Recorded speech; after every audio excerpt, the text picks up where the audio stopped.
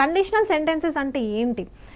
Condition, okay, కండిషన్ని తెలిపే sentences. Condition అంటే ఏంటి? ఇఫ్ అంటే any sentence that starts with if is called your conditional sentences. For example, if you work hard you will get good marks.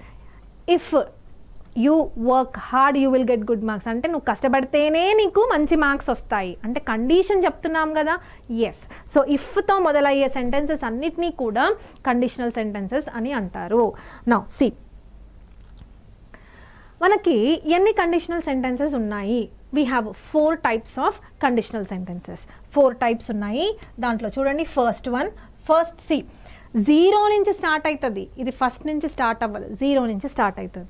So 0 conditional, first conditional, second conditional, third conditional ఉన్నవి 4 types of conditionals. కానీ start అయ్యేది దేని నుంచి? 0, first, second and third. 0, first, second and third conditionals. So ఇలా మనకి 4 conditional sentences ఉంటాయి, right? ఇప్పుడు చూడండి, ఒక చిన్న కాన్సెప్ట్ మనం నేర్చుకోవాలి ఇక్కడ. సి, ఫస్ట్ కండిషనల్ సెంటెన్సెస్ అంటే ఏంటి? నేను ఇందాకే చెప్పాను, ఓకే? చూడండి, if you work hard, okay, if you work hard you will get good marks. If you work hard you will get good marks, right? ఇదే కదా మన సెంటెన్స్, రైట్? ఇప్పుడు చూడండి, ఇచ్చిన సెంటెన్స్లో ఎన్ని సెంటెన్సెస్ ఉన్నాయి? ఎన్ని ఉన్నాయి చూడండి. సెంటెన్స్ అని దేనంటారు? ఒక సబ్జెక్టు, ఒక వర్బ్, ఓకే? సబ్జెక్ట్ ఉండాలి, వర్బ్ ఉండాలి, దీన్నే ఒక సెంటెన్స్ అంటారు. సబ్జెక్ట్, వర్బ్ ఉంటే సెంటెన్స్ అయిపోతుంది. సరే, ఇక్కడ చూడండి, యాక్చువల్లీ దీన్ని క్లాజ్ అని అంటారు, ఓకే? క్లాజ్ అని అంటారు. సబ్జెక్ట్, వర్బ్ యొక్క కాంబినేషన్ ఉంటే దాన్ని క్లాజ్ అని అంటారు. అంటే ఇక్కడ చూడండి, ఎన్ని క్లాజులు ఉన్నాయి మరి ఇక్కడ? This is 1 clause and this is another clause, right? This is 1 clause, that is another clause. ఎందుకు? చూడండి, సబ్జెక్ట్ ఉందా? ఎస్. వర్బ్ ఉందా? ఎస్. అయిపోయింది ఒక క్లాజ్. సబ్జెక్ట్ ఉందా? ఉంది. వర్బ్ ఉందా? ఉంది. సో అదొక క్లాజ్. సో 2 clauses ఉన్నాయి. నెక్స్ట్, ఈ 2 clausesని కలిపింది ఏమిటి? ఇఫ్. కలిపింది అని అన్నాను అంటే జాయినింగ్ వర్డ్ అంటే ఏంటి? కంజంక్షన్. దీన్ని ఏమంటారు? కంజంక్షన్ అంటారు, ఓకేనా? సో కంజంక్షన్ అంటే ఏంటి? Conjunction is a word that joins 2 words, 2 phrases or 2 clauses లేదా 2 sentences. దేన్నైనా జాయిన్ చేస్తే దాన్ని కంజంక్షన్ అంటారు. ఇక్కడ మాత్రం కండిషనల్స్ మనం ఎప్పుడు చూసేది ఏంటి? ఇఫ్ అనే కంజంక్షనే చూస్తాం. మోస్ట్లీ ఇఫ్ అనే కంజంక్షనే చూస్తాం, ఓకే? చాలా రేర్గా మిగతా వస్తాయి, కానీ మెయిన్గా మనకి ఇఫ్ అనే వస్తుంది. ఇఫ్ అంటే కండిషన్, ఓకే, రైట్? ఇప్పుడు చూడండి, ఇది ఒక clause 1, okay, this is clause 1 and this is clause 2, right? clause 1 and clause 2. if అనేది ఎక్కడ ఉంది? if అనేది ఇక్కడే మాత్రమే ఉంది, అంటే ఫస్ట్ క్లాజ్లో ఉంది, రైట్? ఫస్ట్ క్లాజ్లో ఉన్న తర్వాత నేను కామా పెట్టేశాను, చూడండి, కామా పెట్టాను. తర్వాత సెకండ్ క్లాజ్ రాసుకున్నాను, రైట్? అంటే ఏ క్లాజ్లో అయితే ఇఫ్ ఉంటుందో దాన్ని ఏమంటారంటే ఇఫ్ క్లాజ్ అంటారు. ఏమంటారు? If clause. దీన్నే ఇఫ్ క్లాజ్ అంటారు. ఎందుకు? ఈ క్లాజ్లో ఇఫ్ ఉంది, ఇఫ్ పక్కన కామా లేదు. సో ఈ క్లాజ్లో ఇఫ్ ఉంది కాబట్టి దీన్ని ఇఫ్ క్లాజ్ అని అంటారు, రైట్? ఇది వచ్చేసరికి ఇది ఇఫ్ క్లాజ్ కాదు. అర్థమైంది కదా? ఇప్పుడు చూడండి, సపోజ్ ఈ ఇఫ్ని కాసేపు పక్కన పెట్టేద్దాం. ఇక్కడ చూడండి, యూ వర్క్ హార్డ్ నేను సపోజ్ ఇక్కడ ఫుల్ స్టాప్ పెట్టి ఓన్లీ నేను ఇది ఒక్కటే కన్సిడర్ చేసుకున్నాను, ఇదే ఒక ఇండివిజువల్ సెంటెన్స్ లాగా తీసుకున్నాం అనుకోండి. Suppose you work hard, complete meaning ఏమైనా ఇస్తుందా? ఇవ్వట్లేదు కదా, అంటే incomplete. If you work hard, so దాని తర్వాత ఏంటి చెప్పు అన్నట్టే ఉంది కదా, అంటే ఏంటి? ఇది ఇన్కంప్లీట్గా ఉంది. అట్లా కాకుండా ఇప్పుడు చూడండి, you will get good marks, దీన్ని ఇండివిజువల్గా తీసుకున్నాము. You will get good marks అనేది కంప్లీట్ మీనింగ్ ఇస్తుందా? ఇస్తుంది, ఖచ్చితంగా ఇస్తుంది, కంప్లీట్ మీనింగ్ ఇస్తుంది. You will get good marks. So అంటే ఈ క్లాజ్ని ఇండిపెండెంట్గా నువ్వు వాడుకోవచ్చు. ఇండిపెండెంట్గా కంప్లీట్ మీనింగ్ ఇస్తుంది కాబట్టి ఇండిపెండెంట్గా వాడుకోవచ్చు. ఏది? ఈ క్లాస్ని. అందుకని ఇది దేని మీదైనా డిపెండ్ అవుతుందా? ఇండిపెండెంట్గానే ఉంది. దేని మీదైనా డిపెండ్ అవుతుందా? డిపెండ్ అవ్వట్లేదు. సో ఇండిపెండెంట్గా ఉంది కాబట్టి దీన్ని ఇండిపెండెంట్ క్లాస్ అని అంటారు, ఓకే? Independent class. నౌ ఇక్కడికి వద్దాం, you work hard.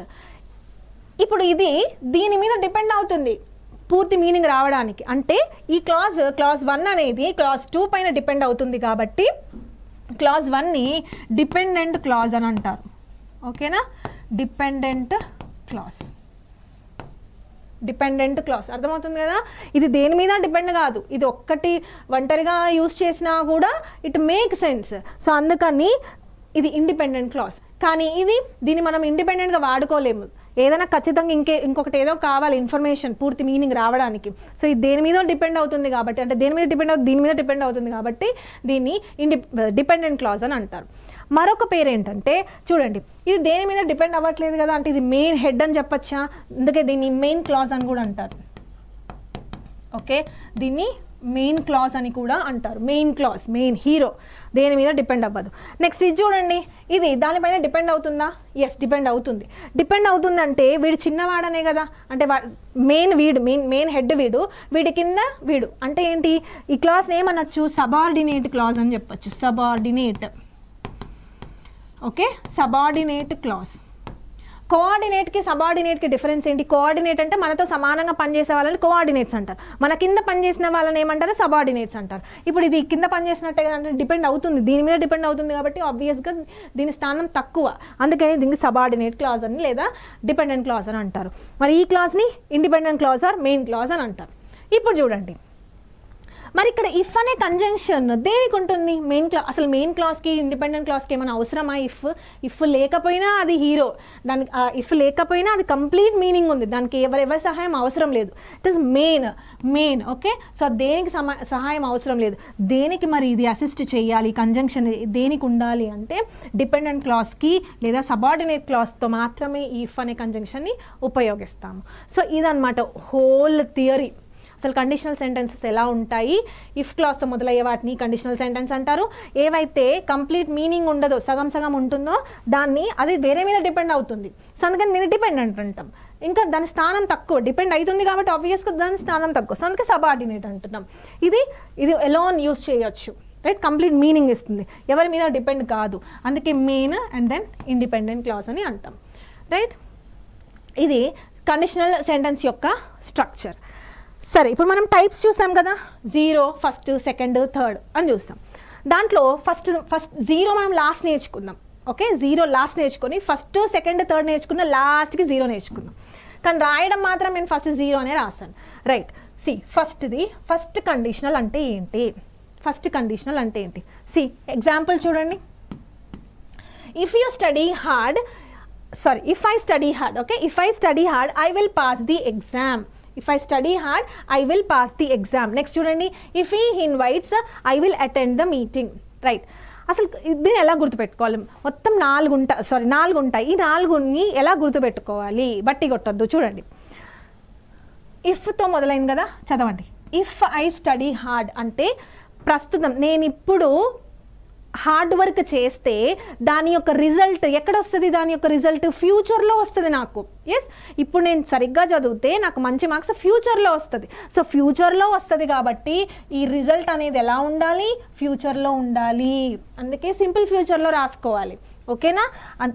If clause ఏమో సింపుల్ ప్రజెంట్లో ఉంది, రైట్. దాని యొక్క రిజల్ట్ వచ్చేసరికి సింపుల్ ఫ్యూచర్లో రాసుకున్నాము. ఎందుకు రాసుకున్నాము? చూడండి, ఇఫ్ ఐ స్టడీ హార్డ్, నేను ఇప్పుడు ఈ పని చేస్తే దీని యొక్క రిజల్ట్ మనం ఫ్యూచర్లో చూస్తాం. అందుకని సింపుల్ ప్రజెంట్, ఇప్పుడు నువ్వు ఇది చేస్తే దాని యొక్క రిజల్ట్ ఫ్యూచర్లో చూస్తాం. అందుకే స్ట్రక్చర్ ఇలా అయిపోయింది. చూడండి, ఇఫ్ అనేది సింపుల్ ప్రెజెంట్కి ఉపయోగిస్తాము, అండ్ దెన్ ఈ ఇండిపెండెంట్ క్లాజ్ వచ్చేసరికి సింపుల్ ఫ్యూచర్. వాడు క్వశ్చన్ ఎలా ఇస్తాడంటే ఇఫ్ ఐ స్టడీ హార్డ్ అని అంటాడు. ఓకే, ఐ వుడ్ అని అంటాడు. ఇక్కడ ఏమని ఇస్తాడు? వుడ్ అని ఇస్తాడు. I would pass the exam అని అంటాడు. మనం ఏం చేయాలి? కరెక్ట్ చేయాలి. ఎందుకు చేయాలి? కరెక్ట్ ఎలా చేయాలి? ఇఫ్ ఐ స్టడీ హార్డ్ అంటే నేను ఇప్పుడు ఈ వర్క్ చేస్తే, సింపుల్ ప్రజెంట్లో చేస్తే నాకు ఆ యాక్షన్ ఫ్యూచర్లో కనిపిస్తుంది. అందుకని ఫ్యూచర్ అనగానే ఏమేమి వస్తాయి? విల్ వస్తుంది, షల్ వస్తుంది. ఓకే, సో ఇక్కడ వచ్చే వర్డ్స్ ఏంటి? విల్, షల్, ఓకే, ఇలాంటివి వస్తాయి. Can, May. So this is all about first condition. నా సెకండ్ చూడండి. Second, if he invites I will attend the meeting. ఇప్పుడు అతను నన్ను ఇన్వైట్ చేస్తే నేను రేపు పొద్దున ఫ్యూచర్లో వెళ్తాను. ఇన్వైట్ చేయండి, నేను ఎందుకు వెళ్తాను? సో ఇన్వైట్ చేయాలి, తర్వాత ఫ్యూచర్లో యాక్షన్ కనబడుతుంది కాబట్టి చూడండి, ఇది సింపుల్ ప్రజెంట్లో ఉంది అండ్ దెన్ యాక్షన్ వచ్చేసరికి సింపుల్ ఫ్యూచర్లో ఉంది. అర్థమవుతుంది కదా? Simple present, simple future. ఇది ఫస్ట్ కండిషనల్కి సంబంధించింది. నెక్స్ట్ చూడండి, సెకండ్ కండిషనల్. ఫస్ట్ కండిషన్ అంటే ఏంటి? ఇప్పుడు నేను ఈ వర్క్ చేస్తే ఫ్యూచర్లో చూస్తాం, అది ఫస్ట్. సెకండ్ కండిషన్ ఏంటంటే పాస్ట్ అన్నమాట. పాస్ట్ అంటే నేను పాస్ట్లో చదవలేదు, నాకు మంచి మార్క్స్ రాలేదు అని అర్థం. చూడండి ఫస్ట్ ఎగ్జాంపుల్ చూడండి. ఇఫ్ ఐ స్టడీడ్ హార్డ్ అంటే పాస్ట్, నేను చదవలేదు, నాకు మార్క్స్ కూడా రాలేదు, నేను పాస్ అవ్వలేదు. So I would pass the exam. If I studied hard, ఒకవేళ నేను పాస్ట్లో మంచిగా చదివి ఉంటే నేను పాస్ట్లో పాస్ అయ్యేవాడిని, అంటే మొత్తం కూడా పాస్టే. అందుకే చూడండి ఇక్కడ చూడండి, ఇఫ్ క్లాస్ ఒకవేళ సింపుల్ పాస్ట్తో మొదలైంది అనుకోండి, అప్పుడు రిజల్ట్ అనేది ఎలా ఉండాలి? పాస్టేగా, వుడ్ అనేది పాస్టే, కుడ్ కూడా పాస్టే. దాని తర్వాత ఉండాల్సింది ఏంటి? V1 ఉండాలి. అర్థమవుతుంది కదా? So this is second condition. Next second example చూడండి. ఇఫ్ దే ప్లేడ్ అంటే ఏంటి? పాస్ట్. ఓకే, పాస్ట్లో నేను సరిగ్గా ఆడలేదు, అందుకనే నేను మ్యాచ్ విన్ అవ్వలేదు, వుడ్ విన్. అవన్నీ పాస్ట్లోనే జరిగాయి. ఓకేనా? అర్థమవుతుంది కదా? ఇవన్నీ ఏంటి? పాస్ట్లో నేను సరిగ్గా చేయలేదే అని బాధపడుతున్నప్పుడు మనం ఇలాంటి కండిషనల్స్ ఉపయోగించాలి. అది ఓకే, మొత్తం పాస్ట్లోనే ఉంది చూడండి. సింపుల్ పాస్ట్తో మొదలైతే చాలు మనకి వుడ్ ఆర్ కుడ్ వస్తుంది. లేదు సింపుల్ ప్రజెంట్లో స్టార్ట్ అయితే ఫ్యూచర్. ఓకే, ఇది సెకండ్ కండిషన్ గురించి. సెకండ్ కండిషన్లో మనకు ఒక స్పెషల్ కేసు ఉంటుంది. ఏంటది చూడండి. సెకండ్ కండిషన్లో ఒక స్పెషల్ కేసు ఏంటంటే, ఒకవేళ నువ్వైతే లేదా నేను ప్రైమ్ మినిస్టర్ అయి ఉంటే, నేను ఇంగ్లాండ్ క్వీన్ అయి ఉంటే ఏం చేసేవాడిని అంటే, ఇదేంటి? ఇవన్నీ రియల్ ఏమి కాదు, పాస్ట్. ఒకవేళ నేను అయ్యి ఉంటే అంటే ఇవి కూడా పాస్ట్, అందుకే మనం సెకండ్ కండిషన్లో దీన్ని వేసేస్తాం అనమాట. ఇప్పుడు చూడండి, వీటిని ఏమంటారంటే యాక్చువల్గా ఇమాజినరీ అంటారు. ఇమాజిన్. ఓకే, వీటిని ఇమాజినరీ అని అంటారు. రియల్ కావి ఇవి, ఇమాజినరీ. నేను ప్రైమ్ మినిస్టర్ అవ్వను, అండ్ దెన్ నేను క్వీన్ కూడా అవ్వలేను, కానీ నేను ఇమాజిన్ చేసుకుంటున్నా ఒకవేళ అయ్యి ఉంటే నేను ఏం చేస్తుండే. ఆ సెంటెన్సెస్ని ఎలా రాస్తాం చూడండి. If I where a bird, నేను ఒకవేళ పక్షి అయ్యి ఉంటే ఏం చేస్తా? ఎగురుతుండే. ఓకే, సో అందుకే వుడ్. ఓకే, ఇక్కడ కూడా అంతే చూడండి. వర్ అంటే ఏంటి? పాస్టేగా. వర్ అంటే పాస్ట్, అంటే సెంటెన్స్ మొత్తం పాస్ట్లో స్టార్ట్ అయింది. సో అందుకని నీకు ఇక్కడ ఏముండాలి? వుడ్డే ఉండాలి. వుడ్ యూస్ చేసావంటే మళ్ళీ ఫ్లై, V1 మాత్రమే ఉండాలి. ఓకే, V1 మాత్రమే ఉండాలి. రైట్, నెక్స్ట్ చూడండి. If I were the queen of England, ఒకవేళ నేను క్వీన్ ఆఫ్ ఇంగ్లాండ్ అయ్యి ఉంటే ఏం చేస్తుండే? I would help the poor. Okay, I would help the poor. Were అనేది ఏంటి? పాస్ట్. సో పాస్ట్ ఉంది కాబట్టి అందుకే మనం వుడ్ రాసుకున్నాం, విల్ రాసుకోలేదు. వాడేం చేస్తాడు? ఎగ్జామ్లో విల్ అని ఇస్తాడు. ఓకే, లేకపోతే హ్యావ్ అని ఇస్తాడు, ఏదో ఇస్తాడు. సో మనం ఏం చేయాలి? ఫస్ట్ కండిషన్ వస్తే ఫస్ట్ కండిషన్ ఏం చేయాలి? ఇప్పుడు నేను యాక్షన్ చేస్తుంటా అంటే సింపుల్ ప్రజెంట్. యాక్షన్ ఎక్కడ చూస్తాము అంటే దాని యొక్క రిజల్ట్ ఎక్కడ చూస్తాం? ఫ్యూచర్లో చూస్తాం. అంటే simple present, future is first condition. Second condition ఏంటి? అన్ని రిగ్రెట్స్ అనమాట. అయ్యో నేను అసలు చేయలేదే అని రిగ్రెట్ అవుతూ ఉంటున్నాం, బాధపడుతున్నాం. అంటే అన్ని పాస్ట్. అంటే ఏంటి? Simple past. దాని యొక్క యాక్షన్ కూడా, దాని యొక్క రిజల్ట్ కూడా పాస్ట్లోనే చూసుండేవాడు ఒకవేళ చేసి ఉంటే. ఓకే, అది వచ్చేసరికి సెకండ్ కండిషన్. సెకండ్ కండిషన్లో స్పెషల్ టైప్ ఏంటి? Imaginary case. ఇమాజినరీ కేస్ అంటే ఏంటి? నేను ఒకవేళ పక్షి అయితే, నేను ఒకవేళ PM అయితే, నేను ఒకవేళ క్వీన్ అయితే ఏం చేస్తుండే? అవన్నీ కూడా పాస్టే. ఎందుకు? If I were. Okay, if I వర్. అయితే ఎగ్జామ్లో ఎలా ఇస్తాడంటే ఇఫ్ ఐ వాజ్ అంటాడు. ఓకే, ఇఫ్ ఐ వాజ్ అంటాడు, లేకపోతే ఇఫ్ హీ వాజ్ అని అంటాడు. అసలు ఇమాజినరీ కేసులో వాజ్ అని రానే రాదు. గుర్తుపెట్టుకోండి, ఓన్లీ ఒక్క వర్డ్ మాత్రమే వస్తుంది, వర్. ఈ వర్ అనే వర్డే వస్తుంది. ఇదే మీ జీవితాన్ని మార్చేస్తుంది. ఓన్లీ ఒక్క వర్డ్ మాత్రమే వస్తుంది, ఇంకా ఏ వర్బ్ రాదు. ఇమాజినరీ అంటే వర్రే. ఓకే, గుర్తుపెట్టుకోండి. సో వర్ అనేది పాస్టేగా. ఎస్, అందుకే మనం పాస్ట్లో యూస్ చేస్తాం. ఇక్కడ చూడండి, would is also past. So this is all about second condition. Next చూడండి, థర్డ్ కండిషనల్ చూడండి. థర్డ్ కండిషనల్ ఏంటంటే, సెకండ్ కండిషన్కి థర్డ్ కండిషన్కి డిఫరెన్స్ ఏంటి? ఈ రెండు పాస్ట్లే. ఓకే, సెకండ్ కండిషన్ పాస్టే, థర్డ్ కండిషన్ కూడా పాస్టే. కాకపోతే డిఫరెన్స్ ఏంటంటే, సెకండ్ కండిషన్ రియల్ అంటే ఏంటి? ఆ వర్క్ చేశాడు కానీ ఫెయిల్ అయ్యాడు. ఓకే, అంటే మంచిగా చదవలేదు, మంచిగా పాస్ అవ్వలేదు, అది పాస్ట్, అది రియల్గా జరిగింది. కానీ థర్డ్ కండిషన్ ఏంటంటే, ఇది కూడా పాస్టే కానీ వాడు అసలు పని చేయలేదు. అర్థమవుతుందా? అంటే అసలు యాక్షన్ అనేది జరగలేదు. అంటే ఒకవేళ నేను చేసి ఉంటే అన్రియల్, అది వచ్చేసరికి రియల్, ఇది వచ్చేసి అన్రియల్. థర్డ్ కండిషన్ వచ్చేసరికి unreal. Second condition is real, అది హ్యాపెండ్, ఇది అవ్వలేదు, థింక్ చేస్తున్నాడు ఒకవేళ అయ్యి ఉంటే బాగుండు అని. అది ఖచ్చితంగా అయ్యింది కానీ ఫెయిల్ అయ్యాడు. Okay, that is the difference. చూడండి, స్ట్రక్చర్ ఎలా ఉంటుందంటే సెకండ్ కండిషన్కి థర్డ్ కండిషన్కి నేను డిఫరెన్స్ చెప్పాను. అదేమో real, second is real, third వచ్చేసరికి అన్రియల్ అని చెప్పాను. సో థర్డ్ అన్రియల్ కాబట్టి ఎలా రాసుకుంటాము, పాస్ట్ పర్ఫెక్ట్లో రాసుకోవాలి. ఓకే, పాస్ట్ పర్ఫెక్ట్లో రాసుకోవాలి. పాస్ట్ పర్ఫెక్ట్లో రాసుకుంటాం కాబట్టి ఖచ్చితంగా ఇక్కడ వచ్చేవి కూడా పాస్టే. ఓకే, వుడ్డే వస్తుంది, వుడ్ అండ్ కుడ్ మాత్రమే వస్తుంది. అండ్ దెన్ పాస్ట్ పర్ఫెక్ట్ కదా, పర్ఫెక్ట్ అనగానే ఏంటి, హ్యాజ్, హ్యావ్, అవే వస్తాయి కదా. సో ఇక్కడ మనం యూస్ చేసినవి ఏంటి అంటే హ్యావ్, అర్థమవుతుంది కదా. అండ్ దెన్ V3 ఉండాలి, ఎందుకో పర్ఫెక్ట్ కాబట్టి. ఓకే, దీన్ని ఈజీగా ఎట్లా గుర్తుపెట్టుకుంటారంటే, ఎలా గుర్తుపెట్టుకోవాలి దీన్ని ఈజీగా అంటే చూడండి, had plus V3, okay, had plus V3, would have plus V3, had plus V3, would have plus V3. ఇది ఒక్క 2-3 సార్లు ఊరికే అట్లా ఇది ఒక్కటే బైహార్ట్ చేయమని చెప్పేది, ఇంగ్లీష్లో ఇంకెక్కడ ఏది బైహార్ట్ చేయొద్దు. యాక్చువల్లీ దీని ఒక సాంగ్ లాగా కూడా మనం గుర్తుపెట్టుకోవచ్చు, had plus V3, would have plus V3. అలా మనం గుర్తుపెట్టుకున్నాం అనుకోండి, సింపుల్. ఇలాంటి సెంటెన్స్ వస్తే నువ్వు ఇలా చదువుకుంటూ వెళ్తావు. ఓకే, నాకు హ్యాడ్ ప్లస్ V3 కనిపించింది, had plus V3, would have plus V3 ఉందా లేదా చెక్ చేసుకోవడమే, జస్ట్ అంతే. నెక్స్ట్ చూడండి, ఇక్కడ కూడా అంతే, had plus V3, would have plus V3 అయిపోయింది, సింపుల్. జస్ట్ ఒక చిన్న సాంగ్ లాగానో ఏదో ఒక ట్రిక్తో మీరు అదొక్కటి గుర్తుపెట్టుకుంటే చాలు. So this is about third condition. Next చూడండి, జీరో కండిషన్. ఫస్ట్ అయిపోయింది, సెకండ్ అయిపోయింది, థర్డ్ అయిపోయింది. సెకండ్లో మనం ఒక స్పెషల్ కేసు చూసాం, ఇమాజినరీ.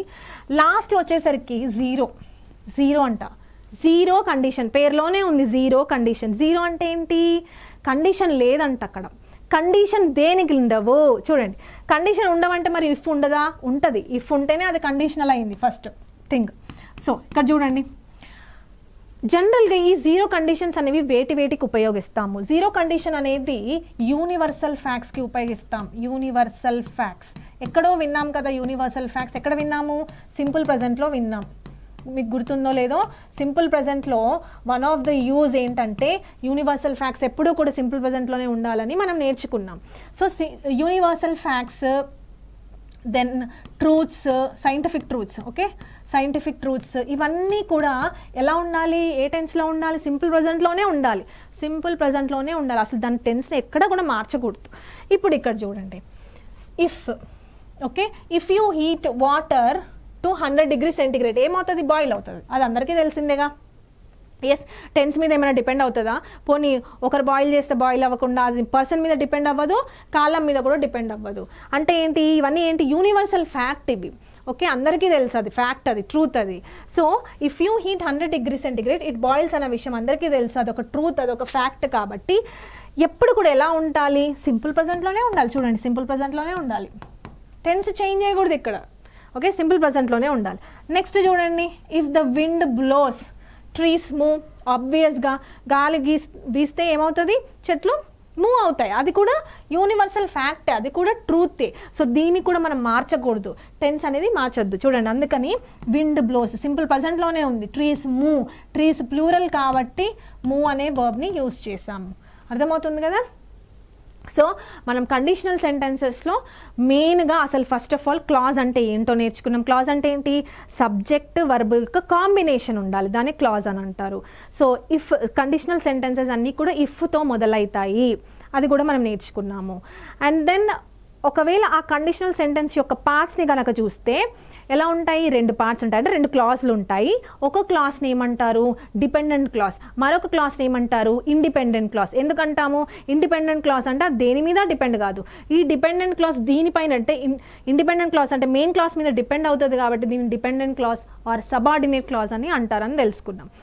ఈ 2 క్లాసెస్కి, ఈ 2 క్లాసెస్ ఉన్నాయి కదా, ఇఫ్ అనేది ఏ క్లాస్తో ఉంటుంది, ఆబ్వియస్గా ఏదైతే తక్కువ స్థాయి ఉందో అంటే subordinate clause or dependent clause దాంతో మాత్రమే ఇఫ్ అనేది ఉంటుంది. మెయిన్ క్లాస్కి ఇండిపెండెంట్ క్లాస్కి అసలు ఉండదు, అసలు దానికి ఎవరి సహాయం అవసరం ఉండదు. అది చూసాం. నెక్స్ట్ ఏం చూసాము, టైప్స్ ఆఫ్ కండిషనల్స్ చూసాం. ఎన్ని ఉన్నాయి, 4 టైప్స్ ఉన్నాయి. ఒకటి ఏంటి, first zero, first, second and third. మనం జీరోని లాస్ట్ చూడాలి. ఫస్ట్ ఏం చూసాము, ఒకవేళ నువ్వు యాక్షన్ ఇప్పుడు ప్రజెంట్లో చేస్తే దాని యొక్క రిజల్ట్ ఎక్కడ చూస్తాము, ఫ్యూచర్లో చూస్తాము. అందుకే what is the structure, if simple present simple future అయింది. నెక్స్ట్ సెకండ్ కండిషన్ ఏంటి, second condition second and third both are రిగ్రెట్సే.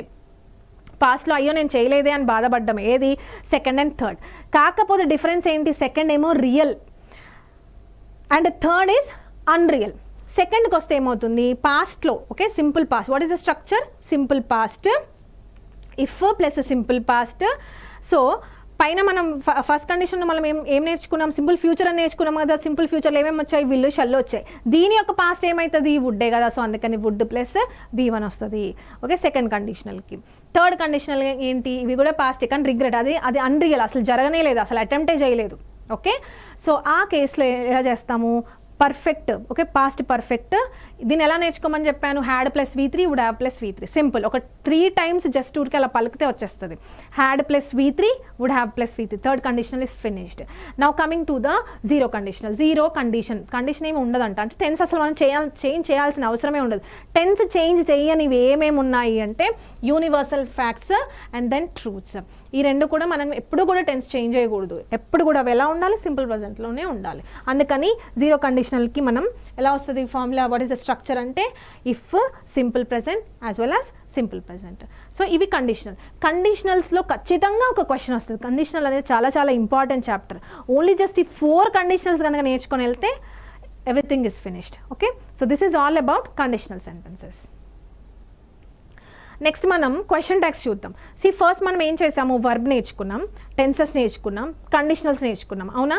అయితే ఇప్పుడు ఈ కండిషనల్స్లో మనం టెన్సెస్ ఏవైతే స్ట్రక్చర్స్ నేర్చుకున్నామో ఇవన్నీ కూడా మనం ఈ కండిషనల్స్లో ఉపయోగించాం. హ్యాడ్ ప్లస్ V3 అన్నాము. ఇక్కడ చూడండి సింపుల్ ప్రజెంట్, ఇవన్నీ ఆ టెన్సెస్లో ఉన్న స్ట్రక్చర్లన్నీ ఇక్కడ మనం యూస్ చేసుకున్నాం. సిమిలర్లీ నెక్స్ట్ వచ్చే చాప్టర్ ఏంటి, క్వశ్చన్ ట్యాగ్స్. ఈ చాప్టర్లో కూడా మనం టెన్సెస్ యొక్క అప్లికేషన్ని చూస్తాం. టెన్సెస్ని అసలు ఎలా మార్చొచ్చు, ఓకే, ఏ టెన్స్ని క్వశ్చన్ ట్యాగ్ ఎలా ఫామ్ చేయాలి, ఇవన్నీ కూడా మనం నెక్స్ట్ చాప్టర్లో క్వశ్చన్ ట్యాగ్స్ డీల్ చేద్దాం. రైట్, కండిషనల్ సెంటెన్సెస్లో ఒక చిన్న కాన్సెప్ట్ ఉంది, అది కూడా ఒకసారి చూద్దాము. చూడండి, మనము ఇందాక చూసిన ఆ 4 types ఆఫ్ సెంటెన్సెస్ అన్నీ కూడా పాజిటివ్ చూసాం కదా. ఇప్పుడు ఒక నెగిటివ్ సెంటెన్స్ రాద్దాం. ఫర్ ఎగ్జాంపుల్ చూడండి, if you do not study hard, comma, you will not pass the exam. Okay, not pass the exam, అవునా. రైట్, ఇప్పటిదాకా చూసిన సెంటెన్సెస్ అన్నీ కూడా పాజిటివ్గా చూస్తాం. ఇప్పుడు మనం ఒక నెగిటివ్ అంటే జస్ట్ నాట్ యాడ్ చేయడమే, నెగిటివ్ వచ్చేసింది. ఇప్పుడు చూడండి, ఈ సెంటెన్స్ని మనము అన్లెస్తో రాసుకోవచ్చు. అన్లెస్ అంటే ఏంటి, అన్లెస్ అంటే ఇఫ్ నాట్ అని అర్థం. ఇఫ్ నాట్, అన్లెస్ అంటే ఏంటి, ఇది ఒక బాక్స్ చేసి ఇలా రాసుకోవాలి.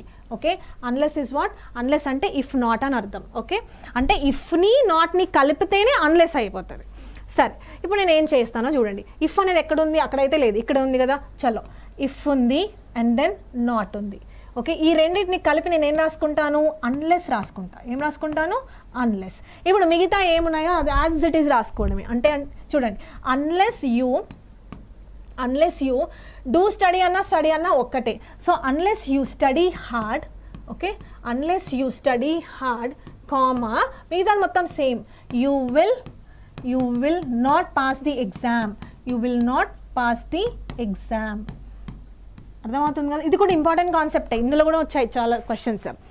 ఓకే, సో అన్లెస్ అనేది ఎప్పుడు ఉపయోగిస్తాము, ఇఫ్ నాట్ కలిపితే మనకి అన్లెస్ అవుతుంది.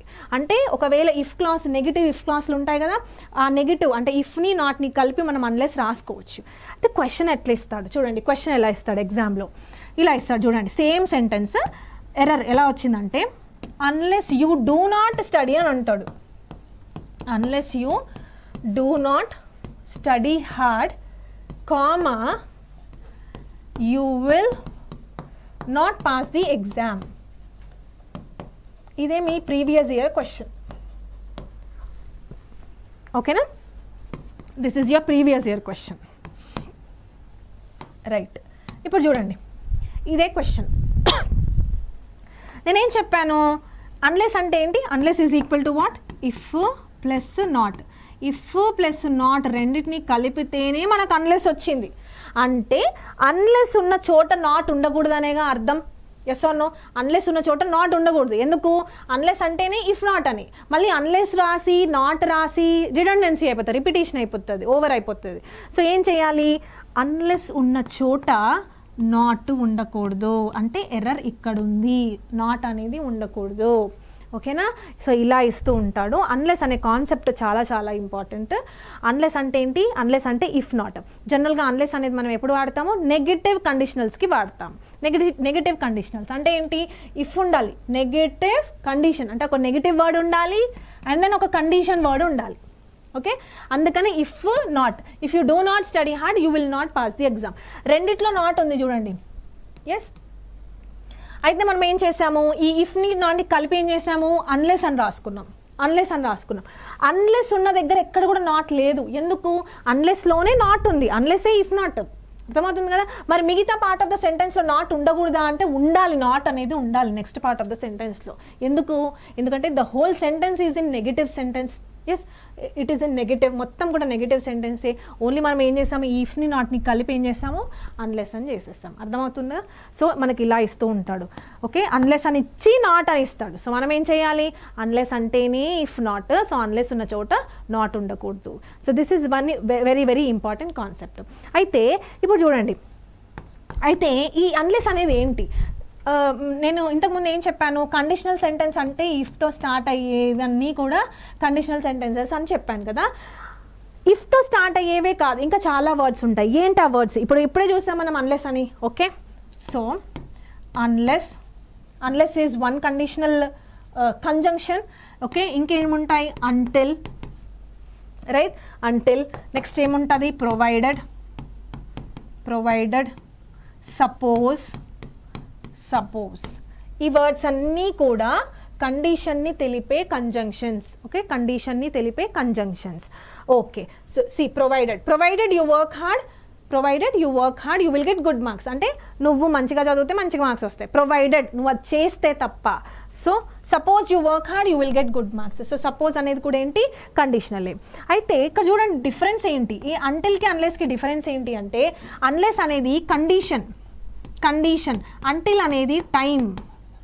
అంటిల్ అనేది దేనికి ఉపయోగిస్తాము? టైంకి ఉపయోగిస్తాము. అన్లెస్ అనేది కండిషన్. చూడండి, if you study hard, condition. Okay, until అనేది టైం రిలేటెడ్ ఆస్పెక్ట్స్కి అంటిల్ ఉపయోగిస్తాం. సో ఇవన్నీ కూడా ఏంటంటే కండిషనల్ సెంటెన్సెస్ కిందకి వస్తాయి. ఇఫ్ అనేదే కాదు, ఇఫ్తో పాటు ఇంకా ఇవి కూడా ఉంటాయి. ఈ కాన్సెప్ట్ ఇంపార్టెంట్. ఇందాక చెప్పిన 4 types important, as well as ఈ అన్లెస్ అనే కాన్సెప్ట్ కూడా చాలా చాలా ఇంపార్టెంట్. అర్థమవుతుంది కదా. So this is all about your conditional sentences. Next చాప్టర్లో మనం క్వశ్చన్ ట్యాగ్స్ చూద్దాం.